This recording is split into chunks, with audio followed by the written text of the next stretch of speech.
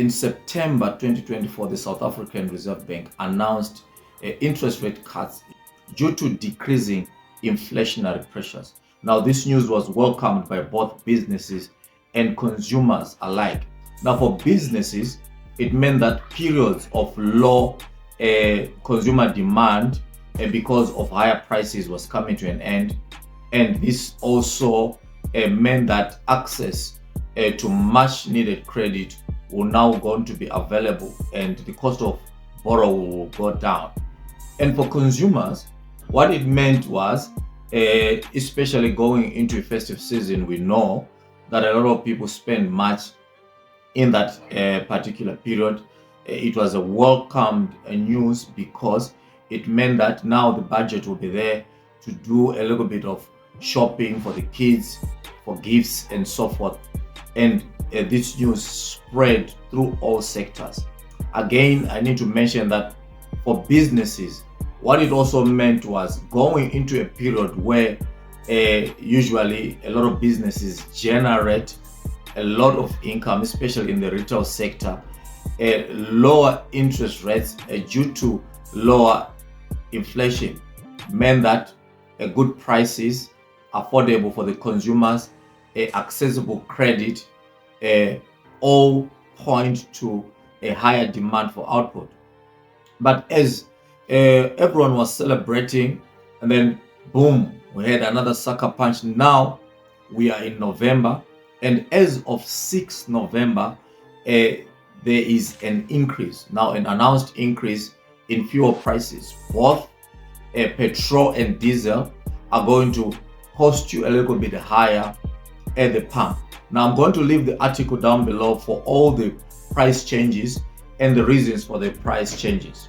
In this video, we are going to focus basically on the reasons for the fuel increase, the causes or the impact on business, as well as impact on consumers, and perhaps maybe some potential solutions that you can apply either in your business or in your household as a consumer.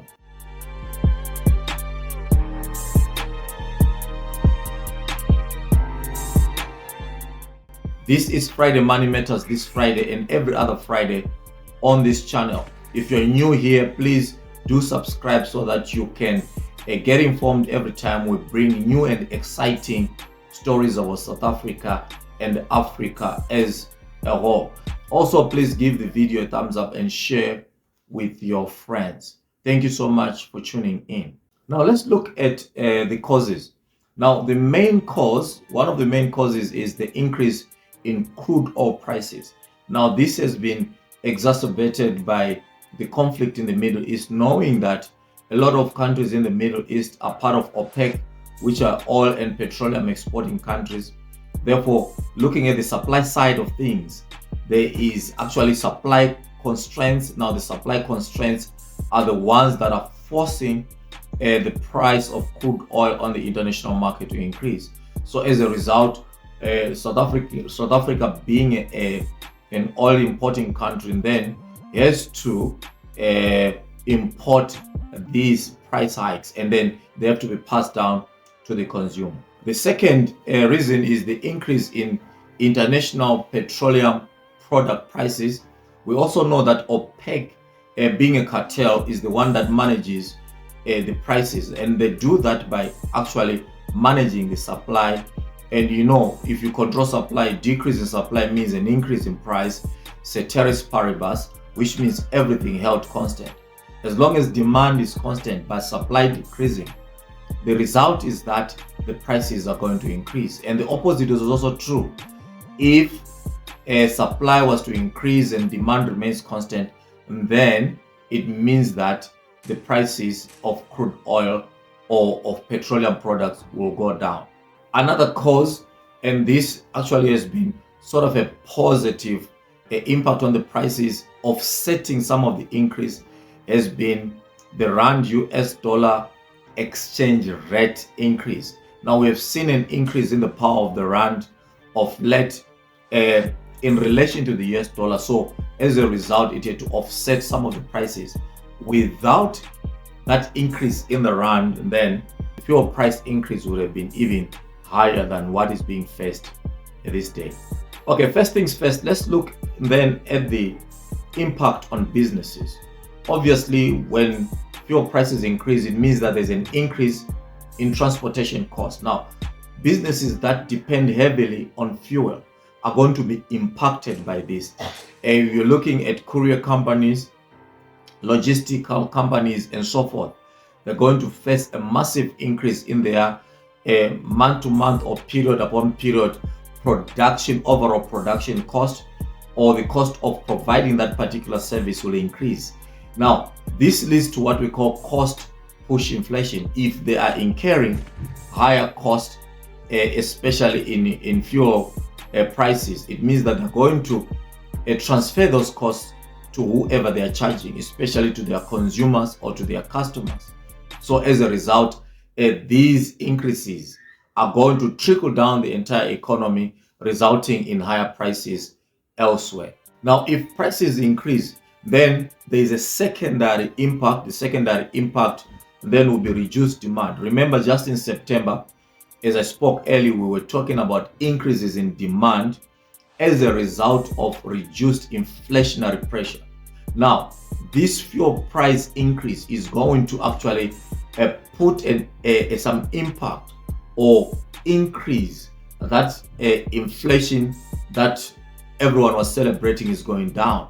Now, the increase in inflation now is being caused by the increases in cost of providing products, especially from the transportation side and other industries or factories that use diesel as a main fuel to propel their generators, to propel their industries and so forth.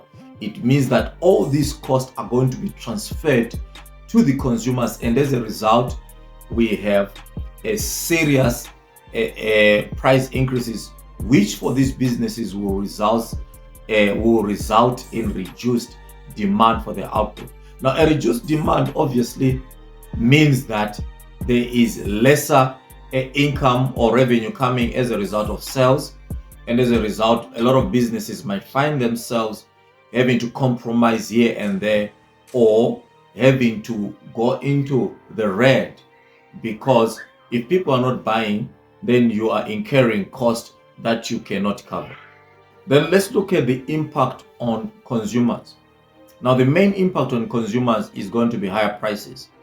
Now, if you're driving to work or if you're commuting, it might just mean that you're going to be incurring more on your fuel costs. So as a result, transportation costs either to work or for any other issues that you're doing as an individual or as a family unit, those costs are going to increase. Now, as I already mentioned, that the businesses that you're buying from will face higher production costs or transportation costs, which means that all these costs are going to be transferred to you, the consumer. Then be prepared that going to the festive season and beyond, there are higher possibilities of paying higher consumer prices. It depends on exactly what you're buying and which businesses are going to pull the trigger first to ensure that they cover their cost. Some businesses in the short term might maintain the prices because maybe they are comfortable with just a minor dip in sales revenue, so that in the long term they can actually make up for it. However, or whichever will happen first, be prepared that you're going to be paying more for some of the goods and services that you use on a day-to-day basis. Obviously, this will mean that there's going to be a massive strain on household incomes, especially on disposable income. So as a result, families might need to cut down on some items. Now, which leads us basically to potential solutions. Potential solutions from this point, I can only see from a budgetary point of view. If we're talking about the household unit, or for you as an individual, either a cutting down or a reduction in expenses or expenditure on certain goods and services. If on the transportation side you're driving, it might mean that joining a carpool to reduce that cost of paying extra on the fuel. And then as a business, it might just mean that you need to find more efficient ways of dealing with fuel and energy issues. If you're using diesel and other energies to burn for you to run your enterprises, then it might mean looking for longer term solutions that are more renewable, solar, wind, whatever the case might be, whatever will work for you. I think solar is a better option, especially in South Africa, and other options that might work for you. It will also mean that cutting down on certain non-essentials, meaning that you want to bring your cost of production as low as possible to make sure that even if revenues were to dip, your profits and your margins remain a little bit high enough to cover what you are channeling into the business. Otherwise, I'm interested to hear from you exactly what you think about this fuel increase. Is it justifiable, especially at this time of the year? Could the government have done anything, or anyone else in the Department of Transport? Or exactly what are you going to do about it? How are you going to change your budget to make sure that you survive this fuel price increase as you have done in the past?